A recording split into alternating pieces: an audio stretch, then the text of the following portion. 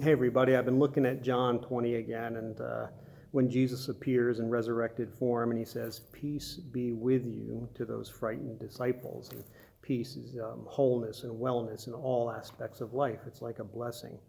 And he shows them his hands and his side, the wounds. And for me, those are wounds of love and forgiveness. Those are my wounds that he took upon himself, and that when Jesus made that choice to give his life for us, right? That's some of the greatest peace that I could ever have. And the tendency, I think, for me and for many of us is I kind of make it about me a little bit too much, where a lot of times I hear, "Hey, I'm going to heaven when I die." Even resurrected body and a new heaven and new earth, isn't that great? And boy, and it seems like it's all about me, right? And if I stop right there. But what he does is, John goes on and he says, he spoke to them again and said, "Peace be with you." So there it is again. But he says, "As the Father has sent me, so I send you." Okay, wait a minute. So this resurrected life, this new creation spirit isn't just for, "Hey, I'm going to go to heaven when I die," but I am supposed to go out, as the Father has sent Jesus, we are being sent out, right? And so it's as though there is a new community of Jesus followers who go out participating in God's mission in the world. And it says that, but we don't just do it under our own power. He breathed on them and said, "Receive the Holy Spirit." So here we go, the Father, the Son, the Holy Spirit. And then he says this, and he makes that connection for me to forgiveness and love. He says, "If you forgive anyone's sins, they are forgiven. And if you refuse to forgive them, they are unforgiven." Whoa, think about that heavy load of forgiveness, because I don't know how you are about forgiving others. I don't even know how you're doing about forgiving yourself, or me forgiving myself for some of the things that I've done, things I've said.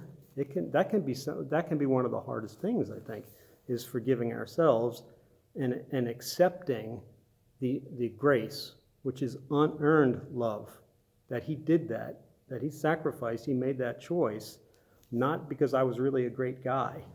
I'd like to think so. But it says that he did it while we were yet sinners, while I'm still a broken person, and he loved me right where I was. And so I get a glimpse of what living in a forgiven community, all right, as a people is all about in the book of Acts, which can be called the book of the Holy Spirit. Imagine that. What it looks like when Jesus people go out, are sent out in love and forgiveness, and what that looks like. And here's a picture. Just think about this. All the believers met together constantly and shared everything they had. This is Acts 2:43 and forward, or 2:44 and forward. All the believers met together constantly. They couldn't get enough of each other. I think it's kind of like that when you felt the love and the forgiveness of Jesus, that there's something about being around people that share that. But they shared everything they had. Okay? They were all in this together. They sold their possessions and shared the proceeds with those in need. So there was nobody in need physically. They worshiped together at the temple each day. Again, they couldn't get enough of each other, right? And enough of that love from Jesus. They met in homes for the Lord's Supper. Okay, so they met in each other's homes. A church wasn't just getting to a building and singing songs. And they shared their meals with great joy and generosity. There was something about the table, right? There was something about meals together, right, that brought people together of all different types of people, right? And the great joy and generosity, that is translated sometimes, it's translated as sincere hearts. And I think there is something to that sincerity, where later in the New Testament it talks about no gossip, giving each other the benefit of the doubt, what it means to be forgiving people. right? All the while praising God and enjoying the goodwill of all the people. Yeah, I think, doesn't that speak to a world today?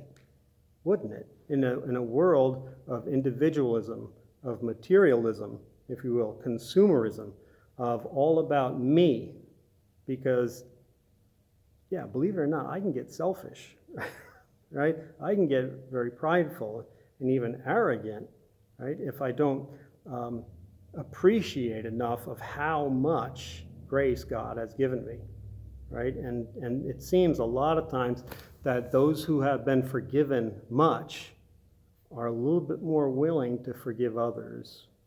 Are you with me? And so in each day, the Lord added to their group those who were being saved. People saw it and they said, well, what in the world is going on? Well, that is a forgiving, grace-filled, sacrificially love-filled people. And I think that speaks to us today too. Indeed, what would happen? And so how are you doing with that? How am I doing with that? With forgiving ourselves and living in that grace, and then going out, being the sent out people. Wow. God bless you. Pray on that. I love you. I'll see you.